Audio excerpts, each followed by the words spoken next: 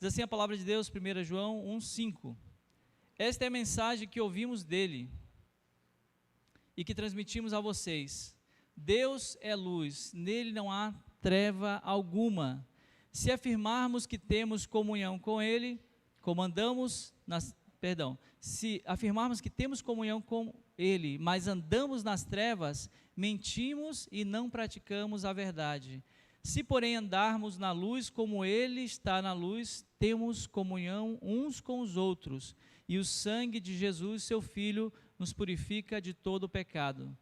Se afirmarmos que estamos sem pecado, enganamo-nos a nós mesmos, e a verdade não está em nós. Se confessarmos os nossos pecados, ele é fiel e justo para perdoar os nossos pecados e nos purificar de toda injustiça. Se afirmarmos que não temos cometido pecado, fazemos de Deus um mentiroso e a sua palavra não está em nós. Amém? Deus perdoa os pecados. Queridos, a palavra pecado, ela vem de uma palavra grega chamada hamartia e também de uma palavra hebraica que é ratá. E ambas têm o mesmo significado, elas significam errar o alvo. Então, pecar significa errar o alvo, errar a direção. Quando os soldados de Israel, obrigado, Aline. Quando os soldados de Israel estavam em treinamento e eles erravam o alvo, eles falavam exatamente isso, ratá, errei o alvo. E, acima de tudo, pecar significa transgredir a lei de Deus. Quando nós transgredimos a lei de Deus, nós pecamos. E o que é uma transgressão? A transgressão é a quebra de um acordo, a quebra de uma aliança. Então, quando nós quebramos a aliança, nós transgredimos uma lei. Em 1 João ainda, você pode acompanhar na tua Bíblia, no capítulo 3, no versículo 4, ele diz assim: quem vive no pecado transgride a lei, pois todo pecado é contrário à lei. Amém? Existe a ideia de que quando você quebra uma lei, você transgride. Quando você quebra um contrato, um acordo, você transgride também. Acontece que tem uma questão, todos nós transgredimos a lei, todos nós pecamos. A palavra de Deus nos diz em Romanos 3:23 que todos pecaram e estão destituídos ou estão longe da glória de Deus. Todos nós pecamos, todos nós falhamos, todos nós erramos e estávamos, quando não conhecíamos a Deus ainda, longe da presença do nosso Deus. E o pecado ele se resume nisso, em falhar em cumprir a lei de Deus. Todos nós conhecemos os 10 mandamentos, amém? Já ouvimos falar, já lemos, e se a gente resumir o que diz os 10 mandamentos, ele fala duas coisas.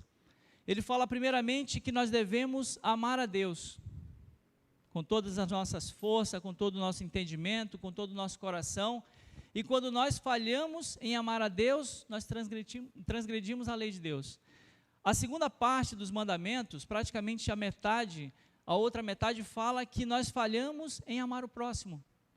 Então, todo o resumo da lei de Deus está nisto. Certa vez Jesus foi perguntado qual que era o mandamento e a lei mais importante. E ele disse lá em Mateus 22, a partir do versículo 37, ele diz assim: ame o Senhor, o seu Deus, de todo o seu coração e de toda a sua alma e de todo o seu entendimento. Ele diz que este é o mais importante dos mandamentos.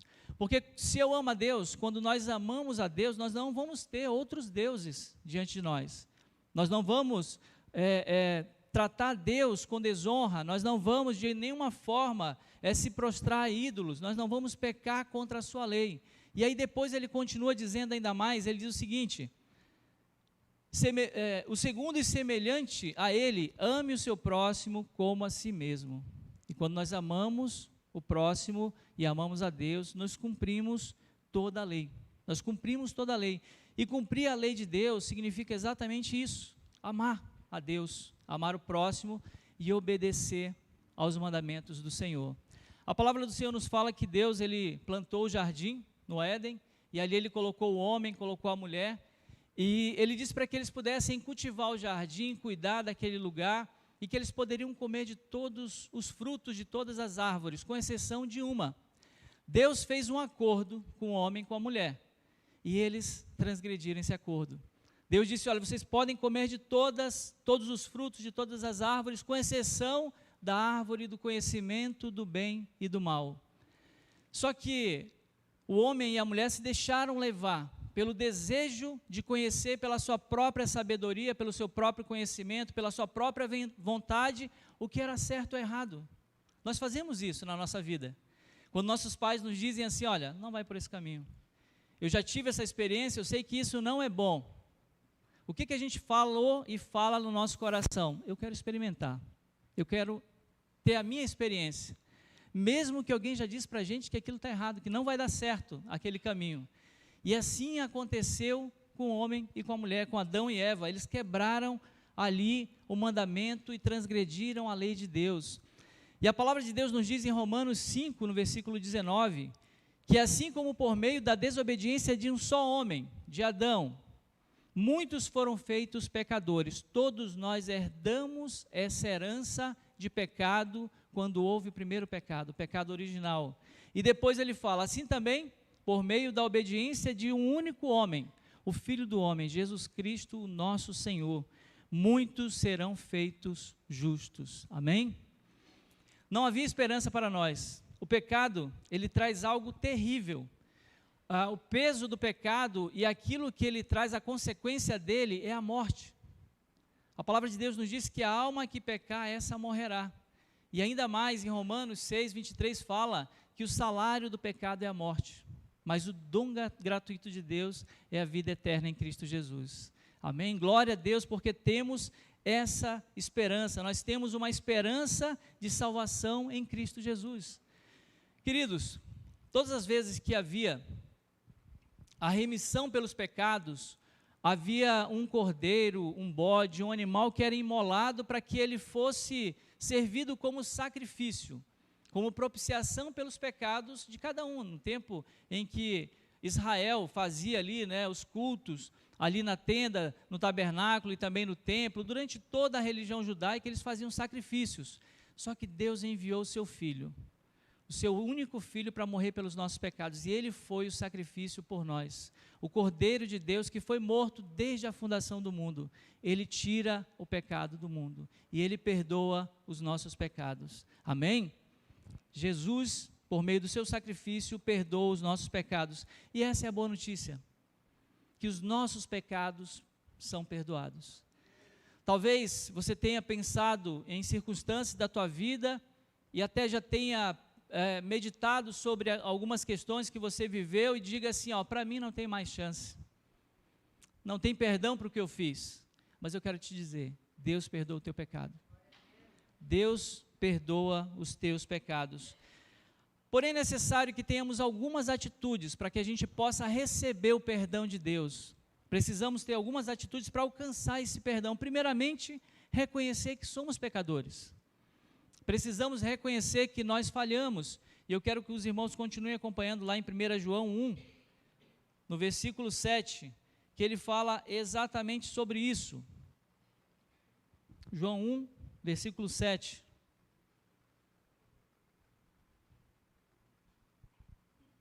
O texto de João fala assim, se porém andarmos na luz, como ele está na luz, temos comunhão uns com os outros, e o sangue de Jesus, seu Filho, nos purifica de todo pecado. Se andarmos na luz, temos comunhão com Deus. E o sangue de Jesus nos purifica de todo pecado. Mas tem uma questão, e se não andarmos na luz? Se andarmos fora do seu caminho, nós vamos pecar. E aí ele diz para a gente uma coisa, ele diz, se afirmarmos que estamos sem pecado, nós estamos o quê? Enganando a nós mesmos. Precisamos ter essa certeza, essa convicção de que somos falhos e de que cometemos pecados. Porque ele diz que se nós não afirmarmos que não temos pecado, nós fazemos Deus mentiroso. E aí tem uma questão importante nessa luta contra o pecado, que é exatamente a dificuldade que temos de reconhecer que estamos errados. Amém? Percebemos isso nas nossas relações. A gente sempre quer ganhar uma discussão. A gente sempre quer ter razão das coisas, a gente tem dificuldade de assumir quando nós cometemos alguma falha. Isso faz parte da natureza humana, porque nossa natureza ela tende para o pecado, ela tende para aquilo que desagrada a Deus. Por isso que a gente tem dificuldade de compreender. E às vezes estamos fazendo algo e não percebemos, ou até nem tomamos a consciência e não temos a percepção de que aquilo é pecado e fazemos como algo bom. O apóstolo Paulo, queridos, ele perseguia os cristãos, ele consentia na morte dos cristãos, e ele achava, e ele entendia, e ele percebia que estava fazendo a obra de Deus, porque ele estava matando, estava exterminando todos aqueles que estavam se levantando contra Deus. E o que aconteceu com ele? O Senhor apareceu para ele, e disse para ele: Saulo, Saulo, por que tu me persegues? Por que você está perseguindo a mim? Porque estava perseguindo os cristãos. Isso acontece com a nossa vida, amado. Por vezes nós não reconhecemos facilmente um erro que nós estamos cometendo. Para que o Senhor possa perdoar os nossos pecados, eu preciso primeiro reconhecer: Senhor, eu sou pecador, eu tenho falhas, e eu preciso da Tua graça, da Tua misericórdia e do Teu perdão.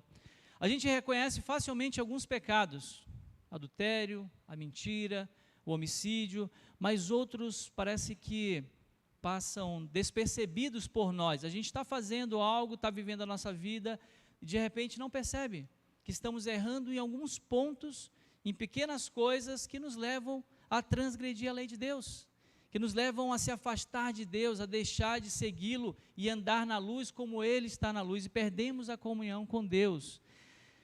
Quando a gente se omite, por exemplo, de fazer o bem, fazer aquilo que devemos fazer, que sabemos que devemos fazer, nós cometemos pecado. A palavra de Deus nos diz em Tiago, capítulo 4, no versículo 17, aquele, pois, que sabe fazer o bem e não faz, comete pecado. Nós pecamos até nisso, quando não fazemos aquilo que devemos fazer e sabemos que devemos fazer. Nós erramos também em tantas outras coisas, quando nós julgamos as pessoas. Aqui a questão não é o julgamento, mas é o fato de nós condenarmos os outros, muitas vezes por coisas que nós também fazemos, que nós praticamos, e nós somos hábeis e rápidos, em julgar as pessoas, em criticar, em colocar a culpa, e ali nós nos apressamos a fazer isso. Mateus capítulo 7, no versículo 3 a 5, você pode acompanhar na tua Bíblia, fala sobre essa questão de nós sermos rápidos, em julgar as pessoas, sermos rápidos em condenar o pecado dos outros, mas não olhar para o nosso coração, não olhar para a nossa própria vida. Nós não percebemos aquilo que nós estamos fazendo. Diz a palavra de Deus em Mateus 7, versículo 3 até o 5, ele diz assim: por que você se preocupa com o cisco no olho do seu amigo? Em outra versão fala, do seu irmão, enquanto há um tronco em seu próprio olho. Em outra versão fala, você olha o cisco no olho do seu irmão, mas não olha a trave que está no teu olho. Como pode dizer a seu amigo: deixe-me ajudá-lo a tirar o cisco do seu olho, se não consegue ver o tronco em seu próprio olho? E aí ele fala: hipócrita, primeiro livre-se do tronco em seu olho, então você verá o suficiente para tirar o cisco do olho do seu amigo. Amém? Fazemos isso, amados? Apontamos os erros dos outros? Fazemos. E às vezes é o mesmo erro que nós cometemos. Ele está dizendo aqui, olha, presta atenção. Primeiro faz assim, examina-te a ti mesmo. Quando nós estamos celebrando a ceia, a orientação é o quê? Para que a gente possa examinar cada um a si mesmo, e depois comer do pão e beber do cálice. Agora o Senhor nos fala a mesma coisa, Ele diz, olha, examina-te primeiro, verifica o que você está cometendo de erro, tira o cisco do teu olho, e depois você vai poder ajudar o teu irmão. O problema não é o julgamento. O termo julgamento, ele tem vários significados, dentre eles é apontar o erro. Você pode apontar o erro e trazer o teu irmão, a palavra do Senhor nos orienta a isso, se você vê o teu irmão pecar, você vai até ele, conversa com ele, tenta ganhar o teu irmão, se tu não conseguir, chama mais uma testemunha, e assim a gente vai buscando reconciliar aquele irmão. A questão é nós apontarmos o erro e não olharmos para nós. Davi, o homem segundo o coração de Deus, em 2 Samuel, capítulo 11, você pode acompanhar na tua Bíblia também, fala um episódio muito interessante da vida de Davi, em que ele não percebe o seu próprio erro, em que ele está caminhando para o precipício, para o abismo, e ele não percebe aquilo que está acontecendo com ele. 2 Samuel 11 diz assim, que no começo do ano, na época em que os reis costumavam ir à guerra, Davi enviou Joabe e as tropas israelitas para lutarem contra os amonitas. E aí fala mais à frente, mas Davi ficou em Jerusalém. E certa tarde, Davi se levantou da cama depois de seu descanso e foi caminhar pelo terraço. E dali ele avistou uma mulher bonita que estava tomando banho. E Davi, naquele momento, ele cobiçou aquela mulher no seu coração. E ele disse aos seus servos para que a trouxessem para o seu palácio. Ele teve relações com ela e passou-se um tempo, ela engravidou. Então Davi, ali ainda cego com o seu pecado, sem perceber o que ele estava fazendo, apesar dele ser rei, apesar dele ter conhecimento com Deus, apesar dele já caminhar com Deus, dele ser considerado pelo próprio Deus o homem segundo o seu coração, ele estava em pecado e não conseguia olhar para si mesmo. E diz a palavra de Deus então que Davi, ele vai ali ter um plano extraordinário ali, ele pensa em algo muito arquitetado para que ele possa se livrar daquele pecado, ou melhor, para que ele possa omitir aquele pecado das pessoas. Ele manda chamar o esposo daquela mulher, e diz a palavra de Deus então, que no versículo 8, que ele manda chamar Urias, o esposo de Batseba, com quem ele se deitou e ela engravidou, e diz para que ele volte para casa, para que ele possa, ir lá para sua esposa, passar a noite com ela, e quem sabe ali, ele ter relações com ela, e pronto, está tudo resolvido, ela está grávida e não tem mais problema nenhum. Mas só que tem uma questão, Urias era um homem que ele era fiel a Deus, ao seu rei, e era fiel também ao seu exército. E ele passou a noite, diz a palavra do Senhor, na entrada do palácio. Ele não foi para sua casa.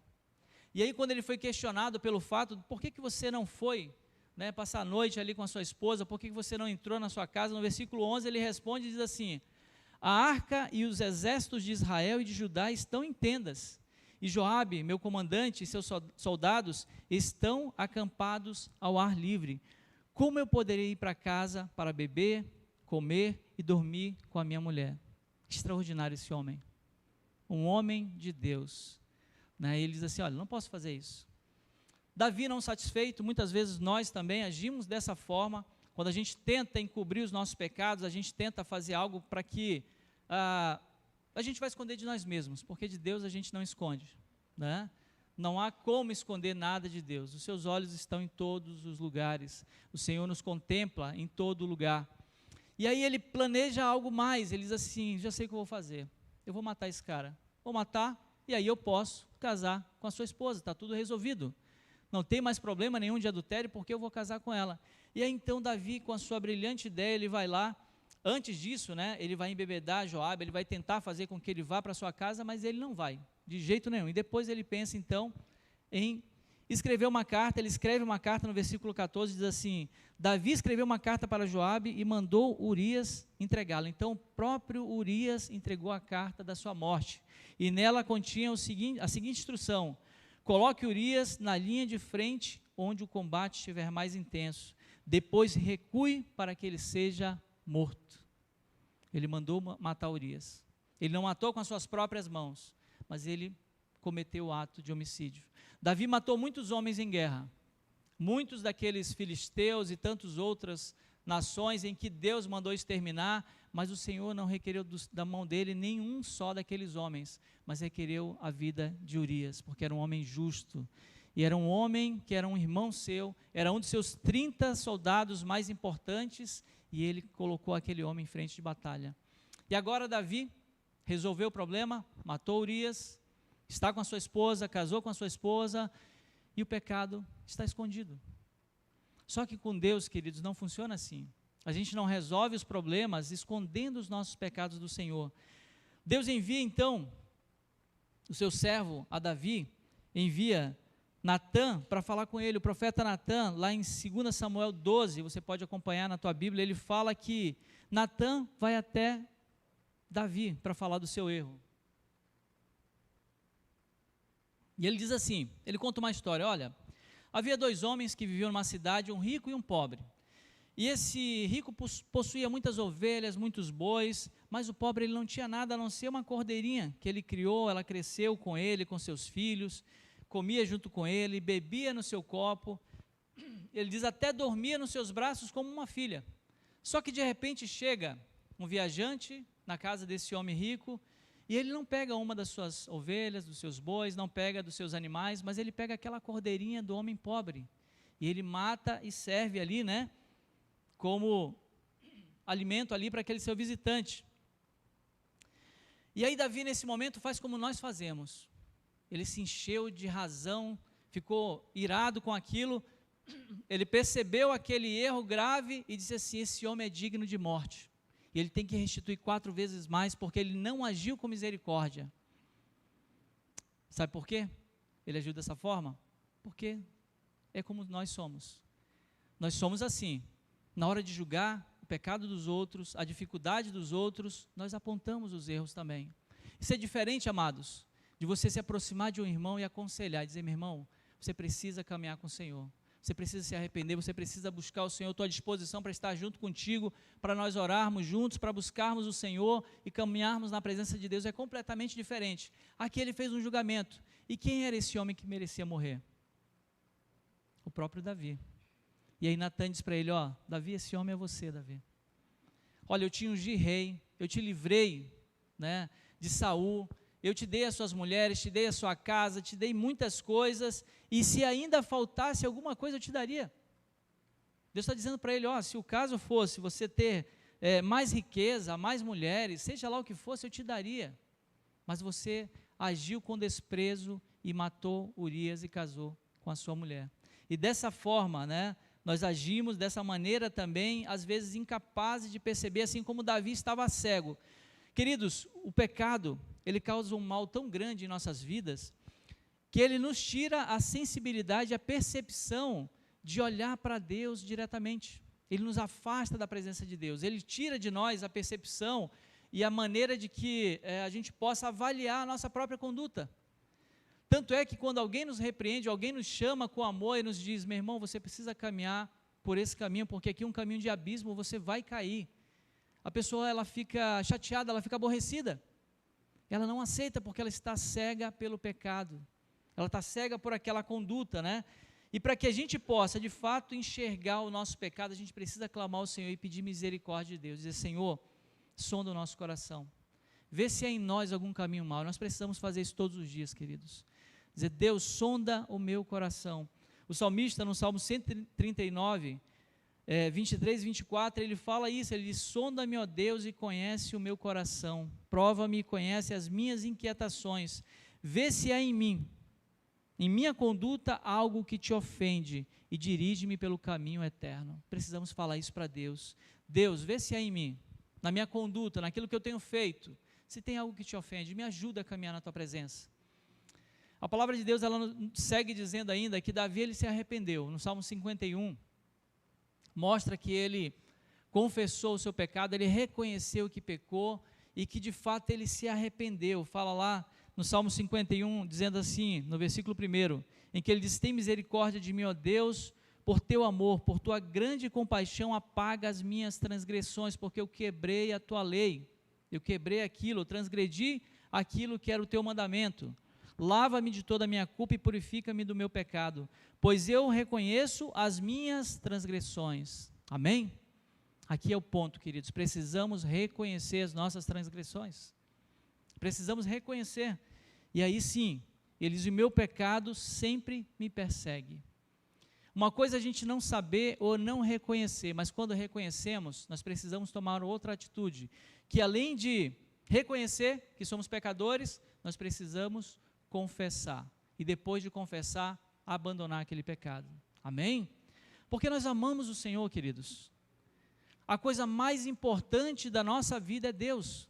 A gente falava hoje pela manhã na escola bíblica, que se a gente começar a andar e caminhar e perceber a nossa vida, não como essa vida terrena, mas como a vida que Deus tem para nós, na Nova Jerusalém, nos céus, quando estaremos com Ele, a gente vai mudar de atitude. A gente vai mudar a nossa maneira de agir, a maneira de se relacionar com Deus, a maneira com que nós lidamos com o pecado, porque para Deus, queridos, nós já estamos na presença dEle. Amém? Aqueles que temem ao Senhor, aqueles que reconhecem o seu pecado, aqueles que abandonam, aqueles que confessam, alcançam a misericórdia do Senhor.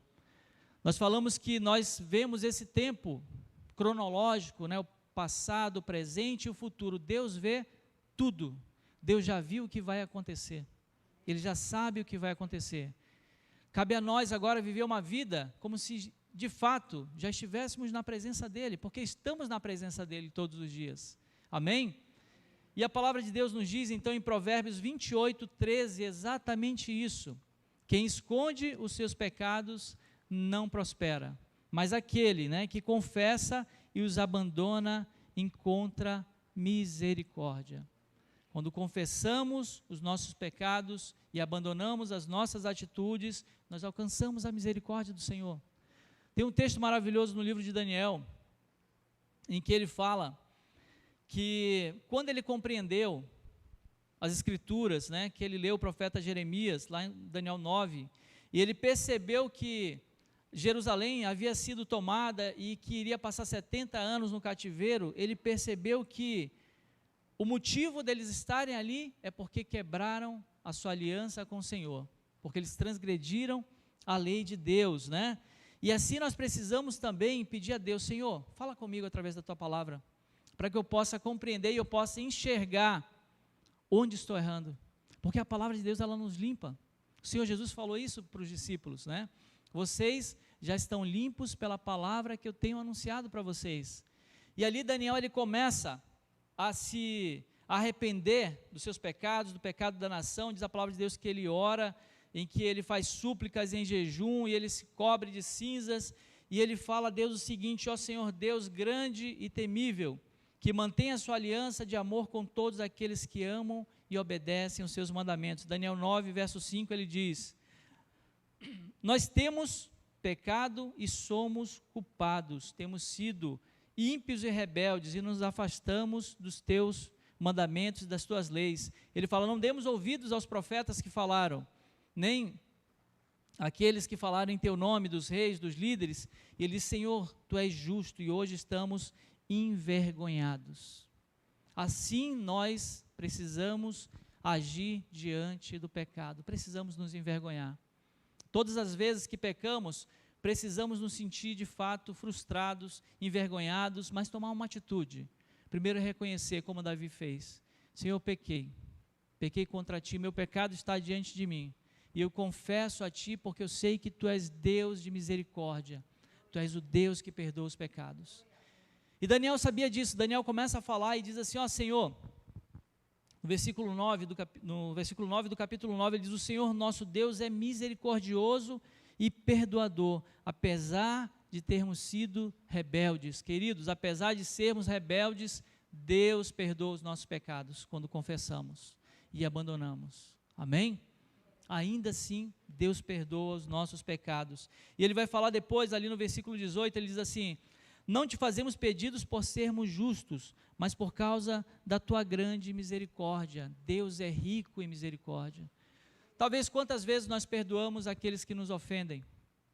Quantas vezes nós lançamos em rosto e falamos: você fez de novo isso? Novamente? Você errou de novo nisso? Deus não faz assim.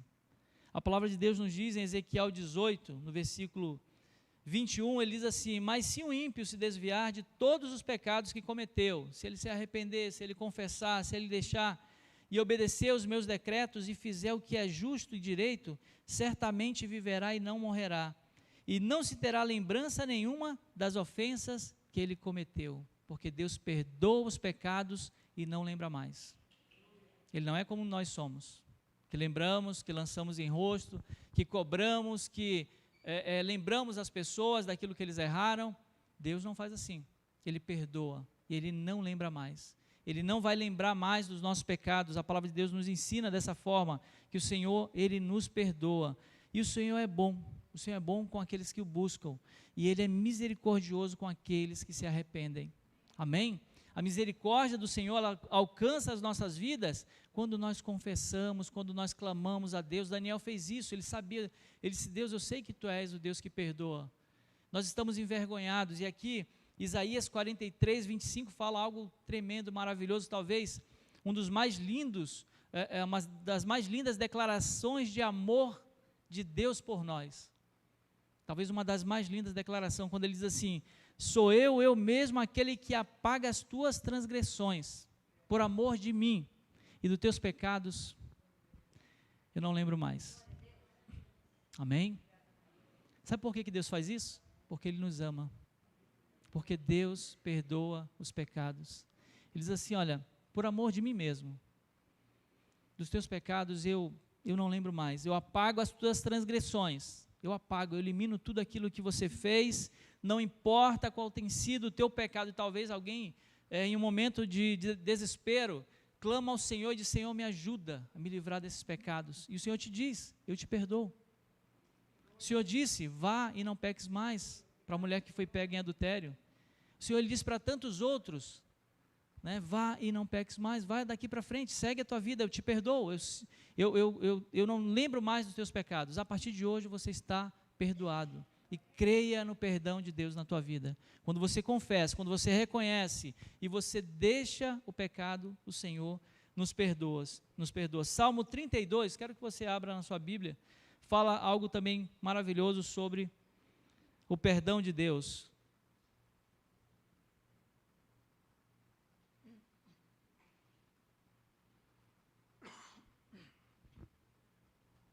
Salmos 32. A partir do versículo 1, ele fala algo também sobre o amor de Deus e quanto Ele cuida de nós, Ele nos ama, Ele nos perdoa. Ele diz assim: como é feliz aquele cuja desobediência, perdão, amados, cuja desobediência é perdoada, cujo pecado é coberto. Sim, como é feliz aquele cuja culpa o Senhor não leva em conta, cuja consciência é sempre sincera.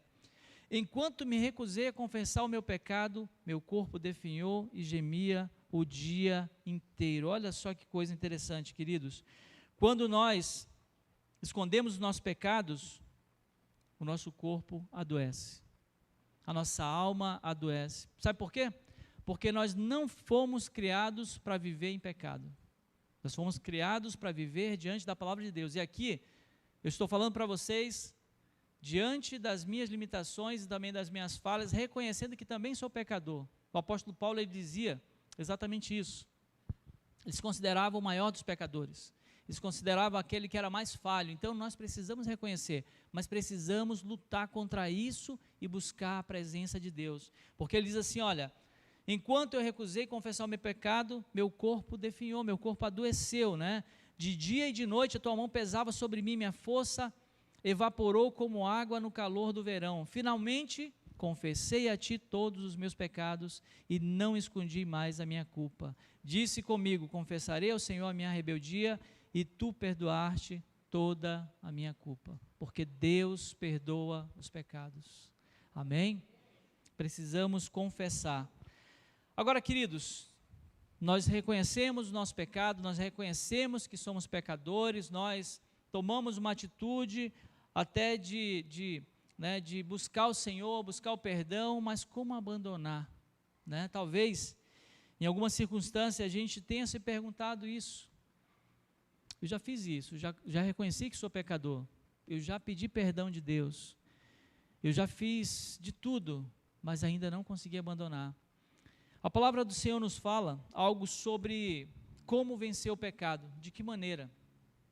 A palavra de Deus fala que depois ali que o homem e a mulher pecaram e foram lançados fora do jardim, a sua vida seguiu e ali os seus filhos começaram a cultuar a Deus, né? Em que determinado momento, a palavra do Senhor fala que Caim e Abel levaram ao Senhor uma oferta, né? Caim levou daquilo que ele recolheu ali da sua plantação, da sua agricultura, e Abel levou a melhor parte que ele tinha das suas crias, né? A parte mais gorda. A palavra de Deus fala em sacrifício ao Senhor, e que Deus se agradou da oferta de Abel e de Abel também, e que não se agradou de Caim, muito menos da sua oferta, porque ele tinha um coração talvez não totalmente voltado ao Senhor, e precisamos ter essa percepção, quando ofertamos algo a Deus, quando ofertamos a nossa vida. E por isso, a palavra do Senhor nos diz em Gênesis 4:5, que Caim se enfureceu, e o seu rosto se transtornou, E aí Deus chega até ele e pergunta: por que você está furioso? Por que você transtornou o teu rosto? Ele diz: olha, se você fizer o bem, não será aceito, mas se não fizer, saiba que o pecado o ameaça à porta. Ele deseja conquistá-lo, mas você deve dominá-lo. Deus nos dá uma direção. Nós devemos dominar aquele pecado que está tentando tomar corpo e tomar as nossas vidas. É fácil, queridos, a gente controlar? A gente, de fato, tomar as rédeas da situação? Tem uma questão interessante, porque talvez, quando a gente pensa, né, em dominar o pecado e não ser dominado por ele, a gente tem um sentimento de que, em alguma circunstância, a gente já tentou e é impossível, porque eu já tentei, já fiz, já busquei de todas as formas, já lutei com todas as minhas forças e não consigo abandonar esse pecado. Querido, certa vez eu já fiz uma oração e disse a Deus, não sei, imagino que talvez alguém já tenha feito essa oração, e disse: Deus, tira de mim o livre-arbítrio. Uma oração tão ignorante como essa, né, Nini? Mas eu fiz. Eu disse: Deus, tira o meu livre-arbítrio, porque eu não quero mais ter escolha. Eu quero que tu faças só a tua vontade na minha vida, porque eu não aguento mais. Eu quero abandonar esse pecado e não consigo. E não consigo. E eu orei a Deus com toda sinceridade, e eu imagino que Deus deve ter olhado para mim e ter dito a mesma coisa que ele falou para Caim, né? Olha, o pecado está diante de ti, mas a ti cumpre dominá-lo. E agora? O que eu vou fazer? Né? Como é que a gente vai conseguir vencer? Porque até o ponto de reconhecer e confessar, nós conseguimos. Mas como que nós vamos fazer para lutar contra o pecado? Uma coisa é certa, nós vivemos uma luta constante. A palavra de Deus nos diz que nós vivemos uma luta contra a nossa própria natureza. Gálatas capítulo 5, versículo 17, fala: pois a carne deseja o que é contrária ao Espírito, e o Espírito contrário à carne, e eles estão em conflito um com o outro, de modo que vocês não fazem o que desejam. Há um conflito direto, né? E nós precisamos entender que os filhos, aqueles que são nascidos de Deus, eles precisam ser guiados por Deus, né? Porque o pecado, queridos, ele deve ser algo na nossa vida como algo que não é comum, algo que deve ser algo eventual. O pecado, ele não pode ser na nossa vida algo corriqueiro. Lutar contra o pecado é completamente diferente de viver pecando deliberadamente. É diferente, nós fomos chamados por Deus. Nós pecamos sim, porque somos falhos. Eu peco e todos nós pecamos. Mas a nossa vida não pode ser uma vida de pecados, sem se arrepender. Isso é diferente, porque se isso acontece conosco, o novo nascimento não operou em nós. Não nascemos de novo. Se eu continuo pecando nas mesmas coisas, significa que Deus ainda não operou a santificação na minha vida. Não houve mudança. Por isso a gente vê tantas pessoas que estão ali, de repente, na igreja, mas vivem uma vida que parece uma vida comum, uma vida de alguém que não conhece a Deus, porque ele ainda não, de fato, nasceu de novo. Quando nós entregamos a nossa vida a Jesus, o Senhor trata do nosso coração, Ele justifica os nossos pecados, porque Ele tira aquilo que era nosso pecado, Ele toma na cruz, nós somos justificados, Ele nos faz nova criatura. A palavra do Senhor nos diz, 2 Coríntios 5:17, que aquele que está em Cristo é nova criatura. Todas as coisas antigas, velhas passaram e tudo se fez novo. Amém? Tudo se fez novo. O Senhor, Ele restaura a nossa vida, nos faz de novo, nós somos gerados. Só que depois disso, Ele opera em nós a santificação. E a santificação é um processo, né? A gente vai deixando as coisas que nós fazíamos e não nos importávamos, não sentíamos culpa, não tínhamos nenhuma preocupação, e aí Ele começa a mortificar a nossa vontade, e o pecado, ele deixa de ter força, e aí a gente consegue dominar. Amém? Quem tinha problema com álcool, consegue dominar, não vai ter mais problema. Quem tinha problema com pornografia, não vai ter mais problema. Quem tinha problema com vícios, seja lá qual for o vício, deixa de ter aquele problema, porque você olha para o pecado, mas ele não tem mais domínio sobre você. Você domina, porque agora você está andando em espírito. Amém? E isso é a diferença, né, daquele que serve a Deus. Ele diz em 1 João 3, versículo 9, ele diz assim, que todo aquele que é nascido de Deus não pratica o pecado, porque a semente de Deus permanece nele, e ele não pode estar no pecado porque é nascido de Deus, ele passa a ter uma vida agora santificada, né? E nesse processo, né, nessa questão de mudança de atitude, nós percebemos o pecado e nós temos uma ação diferente com ele. Agora, quando nós pecamos, nós ficamos tristes, nós temos raiva do pecado, nós nos aborrecemos com ele, não andamos mais como alguém que acha normal. Porque se você vive uma vida comum e acha que aquilo Deus não se importa, talvez você ainda não conheceu de fato a verdade de Deus. Talvez você ainda não tenha encontrado, né, a verdade de Deus que nos fala, para que a gente possa caminhar na sua presença, andar na luz como Ele anda na luz. E aí nós temos então a mesma situação, o que fazer para nos livrar, para dominar esse pecado? Falei aqui que talvez a gente luta com as nossas próprias forças, a gente busca, né, tentar vencer o pecado, só que a questão, queridos, é que às vezes estamos lutando com as armas erradas, com a nossa própria força, com o nosso próprio braço, com a nossa própria vontade. Ninguém vai vencer o pecado da pornografia quebrando o seu computador. Ninguém vai vencer o pecado do vício passando longe de um lugar que vende drogas ou de um lugar que vende bebida. Não vai ser assim. A gente não vai vencer, ninguém consegue vencer a fornicação ou a prostituição passando longe das pessoas. Não é assim. A nossa luta, ela não é contra a carne nem contra o sangue. Ela é contra as hostes celestiais da maldade.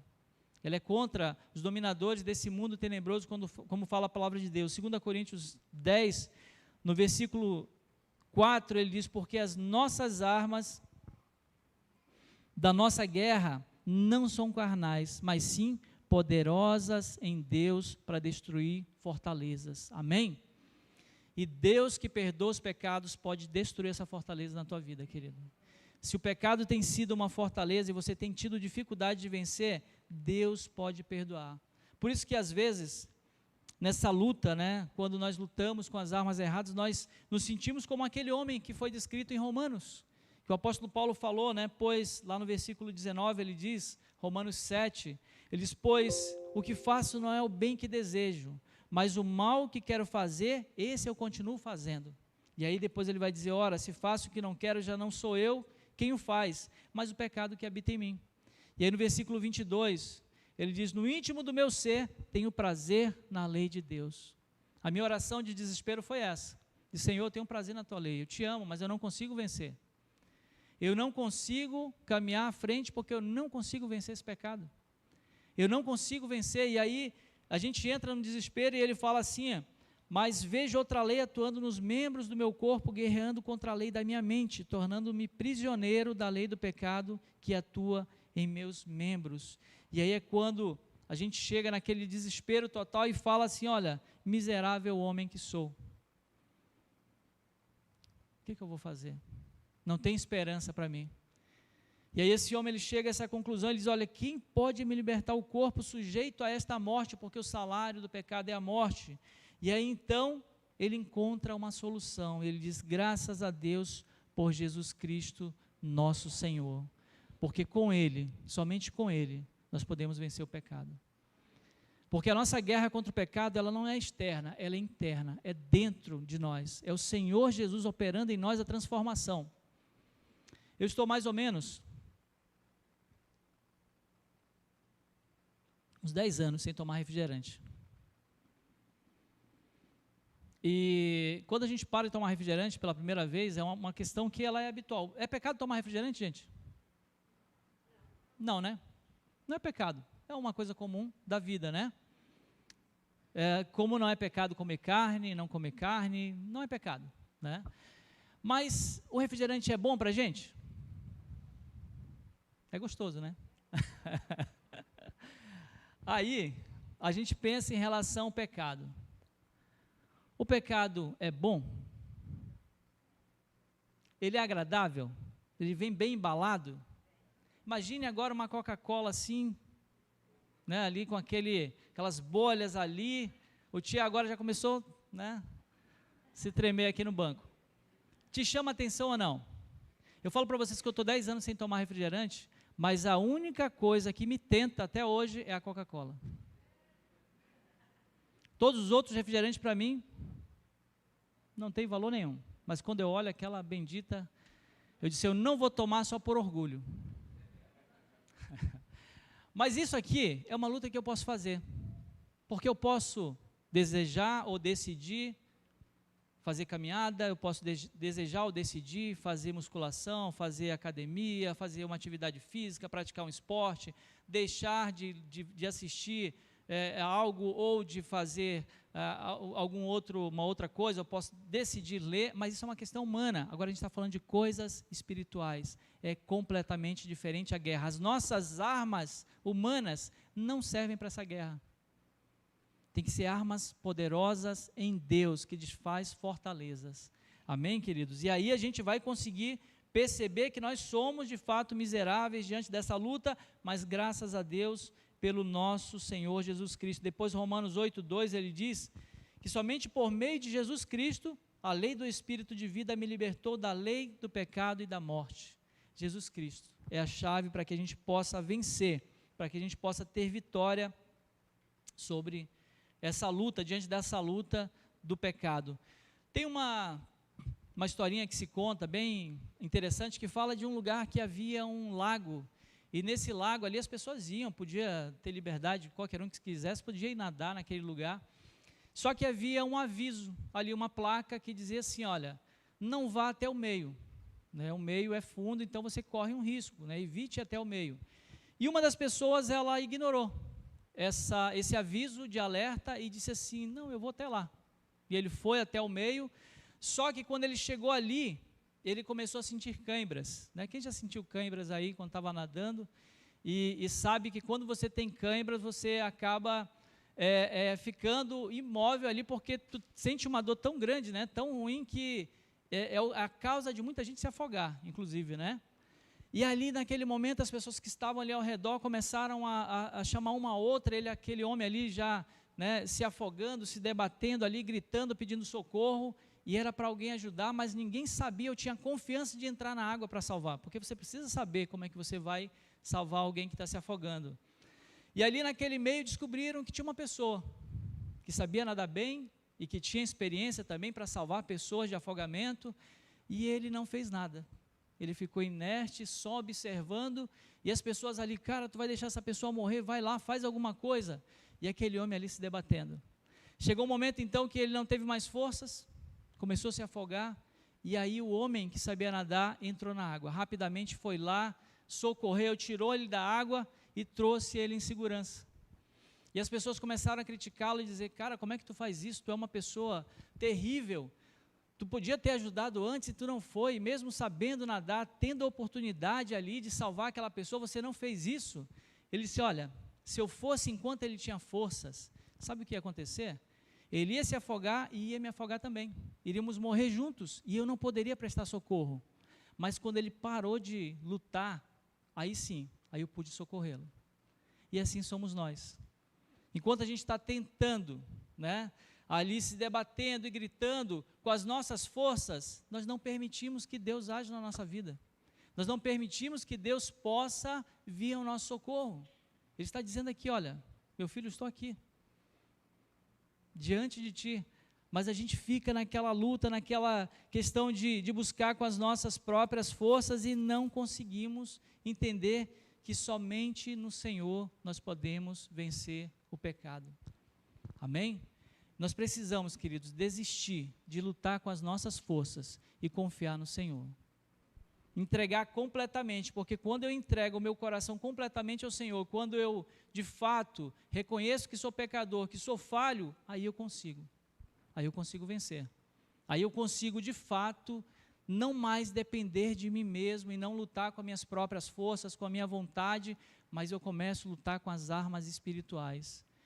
Vamos continuar caindo no pecado uma vez ou outra? Sim, porque somos falhos, somos humanos, ainda temos uma visão limitada desse mundo, mas não vamos viver pecando. Isso é diferente, isso é completamente diferente. A gente vai ter uma outra atitude diante do pecado. Para concluir, quando nós nos arrependemos, confessamos e deixamos, a palavra de Deus nos diz que nós alcançamos misericórdia. 1 João 1,9 fala que se confessarmos os nossos pecados, Ele é fiel e justo para perdoar os nossos pecados e nos purificar de toda injustiça. Amém?